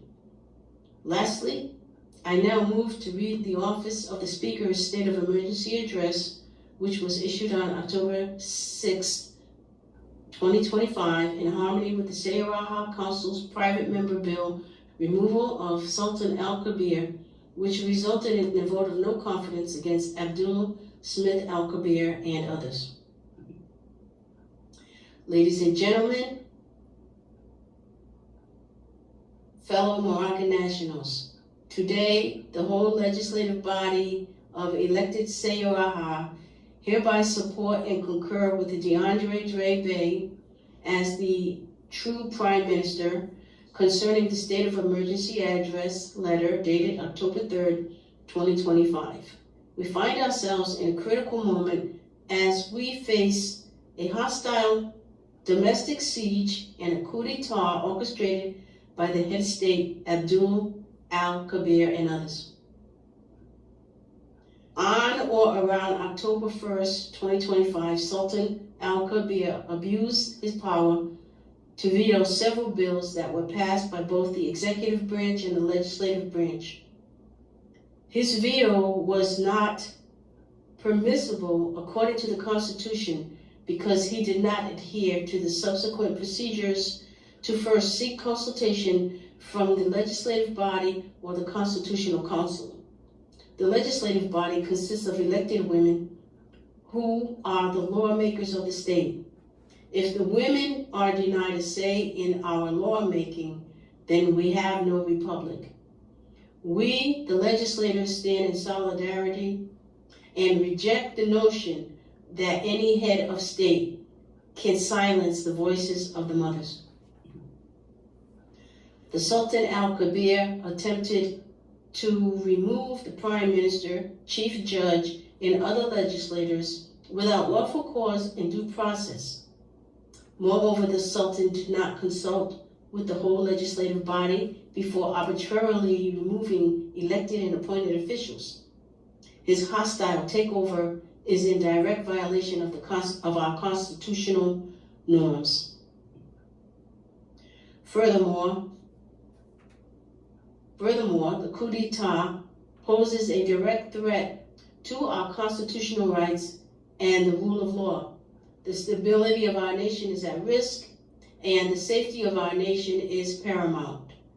The Prime Minister's declaration of the state of emergency is in response to Al-Kabir's conspiracy theories and direct actions which have caused great confusion and chaos. Lastly, the office of the Prime Minister is authorized under Article 6, Clause 9 and 10 of the Constitution to be the guarantor of national independence and continuity. The Wazir Council has cast a unanimous vote of no confidence against the Sultan. Consequently, the whole legislative body will cast a vote of no confidence. Therefore, Sultan Al-Kabir shall be summoned to the High Court. Article 81, Clause 1, 2, and 3 of the Constitution shall guide our resolve and restore love, truth, peace, and freedom and justice to the empire once Al-Kabir is removed. A bill. Extraordinary Act of No Confidence in the Sultan Al-Kabir. Section 1 Preamble. Considering recent events surrounding our direct coup d'etat and the subsequent actions taken by the head state Abdul Smith Al-Kabir and others, the Wazir Council, which consists of DeAndre Bey, Amir L, Lauren Ali, Kendon Bey, and Mathino Bey, hereby declares that the Sultan has sieged the government by an act of hostile takeover. These actions constitute high crimes and grounds for removal. Additionally, the Wazir Council supports the Sayaraha Council's private members' bill of no confidence in the Sultan, which must constitute impeachment procedures. Furthermore, Chapter 6 of the Constitution set forth the relations between the government and the House and recognizes the combined, express, implied, and inherent powers to secure the national security of the state. The Wazir Council and the Sayaraha Council are forced to hold the head of state, Mr. Al-Kabir, and others accountable for their unlawful actions and to safeguard the integrity of our republic, be it enacted by the Wazir Council and in active support of any Sayaraha Council's bill, herein known as Extraordinary Act of No Confidence in the Sultan Al-Kabir, as follows. Section 2, short title. This act may be known by its short title of Removal of Sultan Al-Kabir. Section 3, violation of continued constitutional authority. The head state has acted outside the legal framework of constitutional authority by orchestrating a coup d'etat. The Sultan Al-Kabir unlawfully removed the Prime Minister DeAndre Bey without due process of law and in the absence of advice from the Constitutional Council, the Wazir Council, or the Sayaraha Council. These abuse of power actions made by the Sultan are unconstitutional and done under the color of authority in violation of Article 7, Clause 3 as provided. Clause 3, only His Majesty the Sultan can remove the Prime Minister from office per the Institutional Act and upon the advisement of the Constitutional Council. Section 4, violation of the use of emergency powers. The Sultan has unilaterally invoked emergency powers in relation to conspiracy theories and unsubstantiated allegations made by Al-Kabir against J. Bey, the Chief Judge, DeAndre Bey, the Prime Minister, and Nova LOL, the Executive Chief of Staff, and other elected and appointed officials. Whereas the Sultan has intentionally disregarded any efforts to seek earnest consultation or final rulings from the Constitutional Council or final rulings from the Special Court regarding the allegations Al-Kabir made against elected and appointed officials of the state. The Sultan has come unhinged by unlawfully invoking Article 10 of the Constitution as provided. Article 10, the Sultan shall preside over the Prime Minister as the absolute sovereign authority in all matters political, legal, judicial, educational, economic, social, and military affairs. Legal context. It is further important to note that during a government meeting dated May 21st, 2025, the Sultan was clearly advised by the Chief Judge J. Bay that Article 10 was broken into three parts. 1. The term preside means observation during peacetime. 2. The term preside means only for the Sultan to assist the Prime Minister when petitioned for mediation purposes. 3. The term preside means for the Sultan to assist the Prime Minister during emergency powers when petitioned by the Prime Minister or other House members for arbitration purposes. Moreover, the Chief Judge J. Bay made the above stated 3 points of interest clear during the recorded Constitutional Council meeting on May 21st, 2025. Yet, on October 1st, 2025, the Sultan still insisted that he had emergency powers unilaterally and proceeded to take siege of the government by a coup. The Sultan is willfully wrong. The Wazir Council strongly disagrees because both the Wazir Council and the Sayaraha Council agreed that there was no emergency scenario on or before October 1st, 2025. Both branches agreed with the interpretation of the Chief Judge regarding the implied soft and high powers of the term preside in Article 10. Section 5, result of the high crime of direct coup d'etat. The actions taken by the head of state led to the dismantling and essential democratic institutions, including the executive, judiciary, and the legislative, comprising a denial of fundamental rights of Moroccan nationals. The head of state's actions have resulted in a significant loss of public trust in our government, leading to unrest and social division. As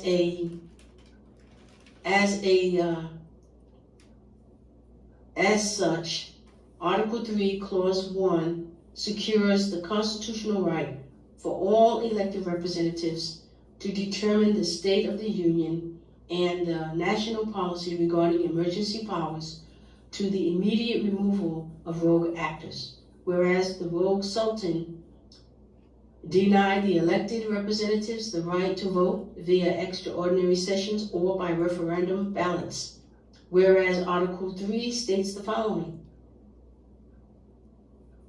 national sovereignty shall vest in the people, who shall exercise it through their representatives and referendum of the state. For these reasons, the Wazir Council finds the Sultan willfully negligent in the denial of fundamental rights by organizing a coup against the government institutions and referendum of the people. Section 6, state of emergency calls to action. In accordance with Article 81, Clause 1, 2, and 3 of our Constitution, the Wazir Council hereby submits the extraordinary act and causes the House of Sayarahas to exercise their constitutional powers effective immediately. Whereas the Wazir Council assembled have set forth and agreed to a vote of no confidence concerning the head of state's fitness to hold office.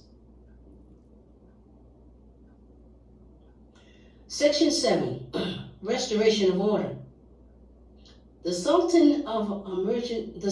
state of emergency declaration calls for extraordinary measures for the Wazir Council to take immediate political steps to restore the office of the Sultan. The Wazir Council hereby invokes the fundamental right to recognize the Prime Minister as the next person in succession to be the Sultan. Nevertheless, the Constitution is clear regarding the obligation of the Prime Minister to protect the state's sovereignty and independence under Article 6, Clause 11, as follows: the Prime Minister shall be the guarantor of the national independence, territorial integrity, and due respect for treaties, conventions, and all arrangements made. Furthermore, Article 7, Clause 2 expresses that the Prime Minister shall be first in line of succession to the office of Sultan if the Sultan becomes incapacitated by relinquishment, impeachment, or death. Wherefore, the Prime Minister, DeAndre Dre Bey, must take his place as the interim Sultan at the appropriate time. Due to the inevitable impeachment of Abdul al-Kabir. The restoration of the Sultan's office by DeAndre Bey shall restore democratic governance and public order. The act of no confidence in relation to the removal of the Sultan al-Kabir is a necessary step to uphold our democratic value and ensure accountability. It is imperative that we act decisively to restore the rule of law and protect the rights of the Moroccan nationals. I urge all members of the legislative body to support this notion for the sake of our nation's future. Together we can restore integrity and justice. This concludes our public proclamation from the Speaker. Thank you.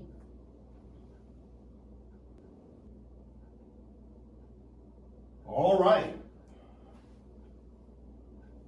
What did we learn? Keeping in mind, this is an educational moment about something as serious as a coup d'etat. It is the House members who set forth a vote that says the Sultan Abdul Smith al-Kabir is unfit to be the head of state because of the coup d'etat he did to try to remove officials from the three branches of government.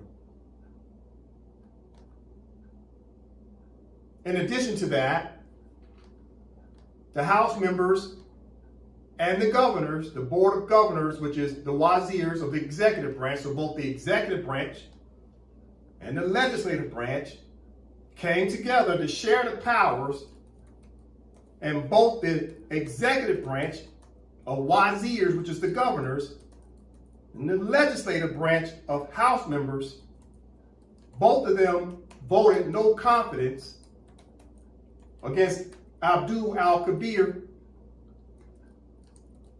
Additionally, they said that his acts of the coup d'etat was considered to be what?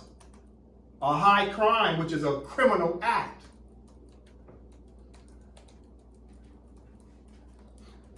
Also, the House members recognized the Constitution by saying that the Prime Minister was up next, according to our Constitution, to be the interim Sultan, and that al-Kabir was then stripped of his powers while he stands trial for an impeachment. So the letter that the House members were reading was first the state of emergency address, as well as what?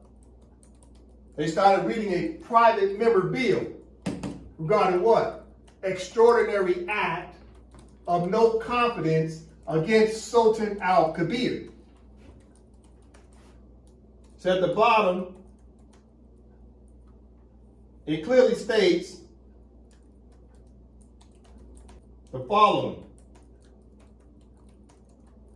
No from the top. Wherefore, the Prime Minister, DeAndre Dre Bey, must take his place as the interim Sultan at the appropriate time due to the inevitable impeachment of Abdul al-Kabir. The restoration of the Sultan's office by DeAndre Bey shall restore democratic governance and public order. This act of no confidence in relation to the removal of the Sultan al-Kabir is necessary step to uphold our democratic values and ensure accountability. It is imperative that we act decisively to restore the rule of law and protect the rights of our Moroccan nationals. I urge all members of the legislative body to support this motion for the sake of our nation's future. Together we can restore integrity and justice. The Sayaraha Council assembled hereby finds the Sultan al-Kabir unfit to hold office. We submit this act as also a plea to the High Court to preside over the law and facts and find the defendant guilty of high crimes. Final ruling of the judge will enact immediate removal of Abdul Al-Kabir from his office within 1 hour of notice. A special election will ensure within 14 days from the date of the judge's orders and judgment. At such time, a new sultan will be seated to finish the remaining term. Okay, thank you. So this is the House members. This is what the Speaker, Makara L, was reading out loud. Right? So this last paragraph is very important. The Sayaraha Council assembled hereby finds the Sultan Al-Kabir unfit to hold office. We submit this act as also a plea to the High Court to preside over the law and facts and find the defendant guilty of high crime. So right there, they're referring to Abdul Smith Al-Kabir as defendant. You see, this private member bill also was an application that was submitted to the High Court. That way the High Court would start to do what? Convene and call the parties in front of the court. So if Al-Kabir is the defendant, then who's the plaintiff? It's who? The Sayaraha Council. You see that? So the Sayaraha Council ended up being the plaintiff against who? Al-Kabir. For what? High crimes. Now he's what? Defendant. And the Sayaraha Council said find him guilty. Which means they have the evidence, right? Listen, very important. We're building up. It's very important for the Moors to understand. It's an educational platform to talk about how you enforce the Constitution when there's a coup d'etat. Where the wazirs, the governors have to come together, the board of governors, and what? The Sayaraha Council, the legislature, they have to come together to stop the coup d'etat. Especially when the head of state is doing it the same way Donald Trump was trying to take over the government. Heads of states have a tendency to do this because they think all of a sudden they have all powers. Listen, from the top, this is important. This is the House members. The Sayaraha Council assembled hereby finds the Sultan Al-Kabir unfit to hold office. We submit this act as also a plea to the court. See, they're pleading. They're pleading to the court to preside over the law and facts and find the defendant guilty of high crimes. Final ruling from the judge will enact immediate removal of Abdul Al-Kabir from his office within 1 hour of notice. A special election will ensue within 14 days from the date of the judge's orders and judgment. At such a time, new Sultan will be seated to finish the remaining term. So now Al-Kabir is defendant. But in the meantime, the House members have recognized DeAndre Dre Bay as what? What does this top sentence say? Wherefore the Prime Minister, DeAndre Dre Bay, must take his place as the interim Sultan. Let me read that again. This is from the House members.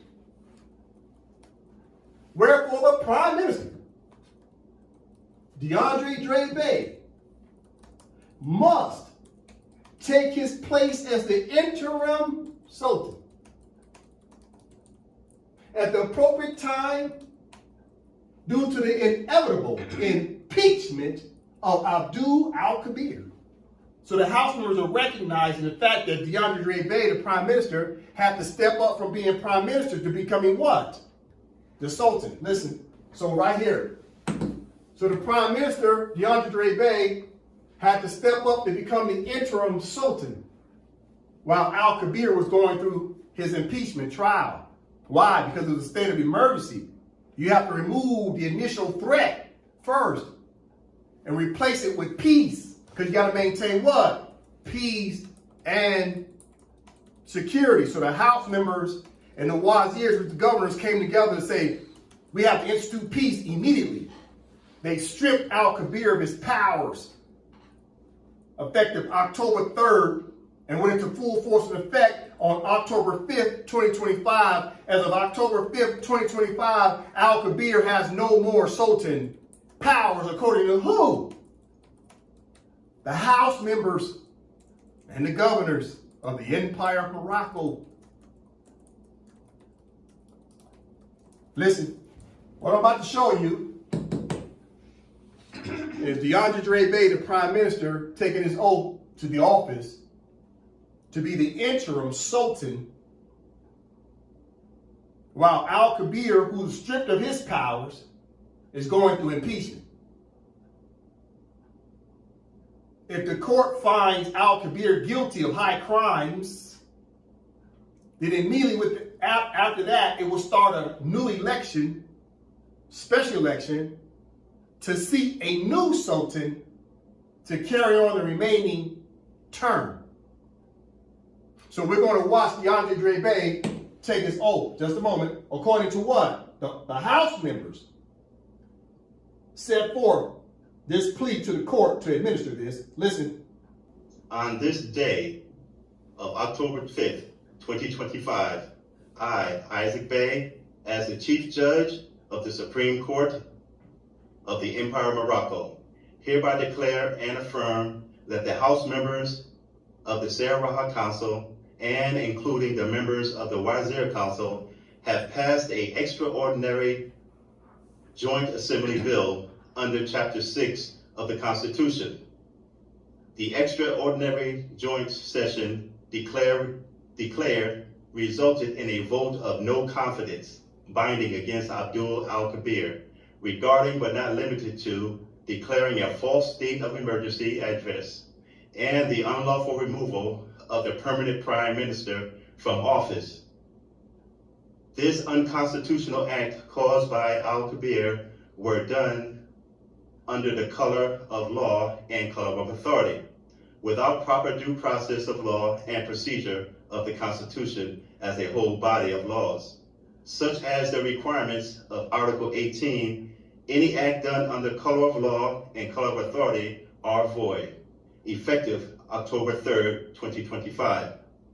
Consequently, the duly elected House members and Wazir members invoke Article 7, Clause 2, powers of the Constitution to formally recognize the succession of the Prime Minister to the office of the interim Sultan, which includes full powers pursuant to the Constitution under Chapter 2, Inter alia. Furthermore, the House members instituted the powers of Article 81 by filing a complaint with the High Court of the House under Chapter 10 of the Constitution. The legislature's plea requests the High Court to immediately remove Abdul Al-Kabir from office of the Sultan with cause. For these reasons, Mr. Abdul Smith Al-Kabir shall be summoned to appear before the High Court for allegations of high crimes against the Moroccan people, the representatives, and the Constitution of the state. Failure to appear will more than likely result in the court's ruling in favor of the plaintiffs. For these reasons, I have constitutional duty to fulfill the role of Chief Judge of the Supreme Court and institute the oath of office to DeAndre Bey, the soon-to-be interim Sultan, until such time a special election for the office of Sultan is carried out. Raise your right hand and repeat after me. I state your name. I, DeAndre Bey, Do solemnly affirm that I will faithfully execute that I will faithfully execute the office of the Sultan the office of the Sultan of the Empire of Morocco, of the Empire of Morocco, and will to the best of my ability and will to the best of my ability preserve, protect, and defend the Constitution of the Empire of Morocco. the Constitution for the Empire of Morocco. Thank you very much. Congratulations. Thank you. Okay. What did we learn? Keep in mind, it's the AMPAC study session, an educational platform. We've learned that the Constitution invokes certain powers and procedures. So the Constitution is a body of what? Laws and procedures. The House members and the wazirs, which is the governors, set forth the law and procedure that says they had an obligation to find Abdul Smith al-Kabir unfit and started impeachment proceedings against him, stripped him of his powers, effective October 3rd, and put into full force and effect on October 5th, the date in which DeAndre Bey took the office of Sultan to be interim Sultan while al-Kabir is going through his trials. Listen. Therefore, now it makes sense to the Moors as to why the House members have invoked the High Court of the House of the Empire Morocco in the case of Empire Morocco ex-rel Sayraha Council, which is the House members, who are the plaintiffs, versus Abdul Smith al-Kabir, the suspended Sultan, who's the defendant. And the House members now have set forth an application. They submitted an application to the court. It says what? House of Sayraha's vote on no confidence against the Sultan al-Kabir for high crimes, application instituting criminal complaint proceedings. You see that? So who did that? Pay attention. It's the House members. The Speaker, Makara L., there she is. Brittany Bey, who's also a legislator, elected. Yeah, Mary Freeson L., there she is. And Queen Bey, elected legislator as well. So these four women, as the plaintiff, are bringing a suit against defendant Abdul al-Kabir. And the judge is going to preside in the case as Chief Judge Dominique L. She will preside over what's commonly known as the High Court, not the Supreme Court, but the High Court that only institutes proceedings against heads of state, such as Abdul al-Kabir, who's been stripped of his powers. So, as a start to close out, what has transpired since October 1st? What I have up here is the beginning of the proceedings. Docket number 1, docket number 2, docket number 3, docket number 4, docket number 5. Such as an example, the complaint was filed with the High Court for what? A criminal case. The registrar court, like the clerk of court, gave notice to the defendant that the Sayraha Council has brought a suit against him. Docket number 3, the judge summons al-Kabir, right, to the case because the Sayrahas are the plaintiff and al-Kabir is defendant. And he's been summoned already to start the due process of the case starting October 5th. So far in this docket, the judge has already ordered a briefing hearing. All right. I think it's important to click on that because we'll continue to study this through the AMPAC study session. Just a moment. Let's click on it. Okay, what is this? This is the order from the court against al-Kabir that took place on October 5th, the same day that the House members motioned the High Court. Okay? So this right here is a letter order. In the case of what? What's the case about? This is very important. This is AMPAC study session. We have to learn from this. There are no more monarchs. This is in relation to what? Case number 100125-3B, Sayraha Council et al. Versus Abdul al-Kabir et al. So it's an order from the court that set forth a briefing schedule, because the Moors, the Empire of Morocco is at varying state of advancement. We're going to have to show the world that the Moors have laws and procedures to be able to govern over who? Moroccans. This is Moroccans instituting proceedings against another Moroccan. This is very important to note. So this is what you call the briefing schedule, which is all the dates and deadlines for both the plaintiff and the defendants to adhere to these dates to provide their written arguments, legal arguments, as well as to show up to court for an oral arguments, because all this be done during what? Virtual court.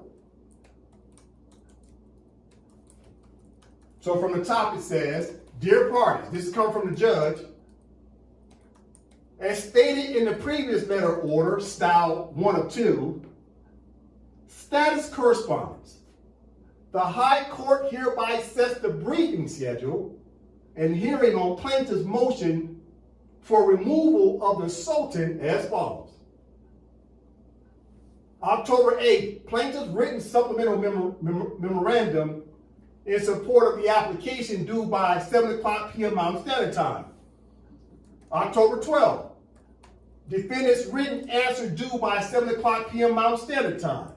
October 15th, plaintiff's first written response due by 7 o'clock p.m. Mountain Standard Time. October 17th, plaintiff's first oral motions hearing begins at 12 noon p.m. Mountain Standard Time. October 18th, defendant's first written response due by 7 o'clock p.m. Mountain Standard Time. So this is the briefing schedule of due process. Abdul Al-Kabir is entitled to due process. Then it continues. October 19th, defendant's first oral motions hearing beginning at 12 p.m. Mountain Standard Time. October 20th, plaintiff's second written response due by 7 o'clock p.m. Mountain Standard Time. October 24th, plaintiff's second oral motions hearing begins at 12 p.m. Mountain Standard Time. October 25th, defendant's second written response due by 7 o'clock p.m. Mountain Standard Time. October 26th, defendant's second oral motions hearing begins at 12 noon p.m. Mountain Standard Time. And on the same day, October 26th, High Court ruling and sentencing begins at 4 p.m. Mountain Standard Time. This is called the briefing schedule. So both the plaintiff and defendant have to adhere to these dates and deadlines in order to give both parties the due process.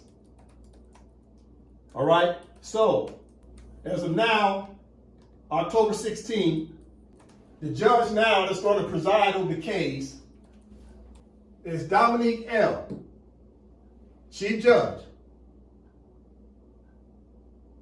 to ensure that the proper due process is taken for the House members and to make sure that the suspended Sultan, Abdul Al-Kabir, also gets fairness in the trial. This is very important to understand. Why is this very important to understand? Because what we all must truly embrace is the fact that it's time for the colonists and obstructionists, so-called hold on the Moors, to end. You must understand the colonists and obstructionists shall fail if they try to stop the Constitution of Empire Morocco and the Moorish treaties. And no matter what the colonists do to stop the empire, one thing I know is when you get the mothers involved, you've already lost. So I say to all the future sultans, please understand and take heed to the fact that you may be head of state, but the mothers will always have something to say. I ain't with that. Islam. Islam.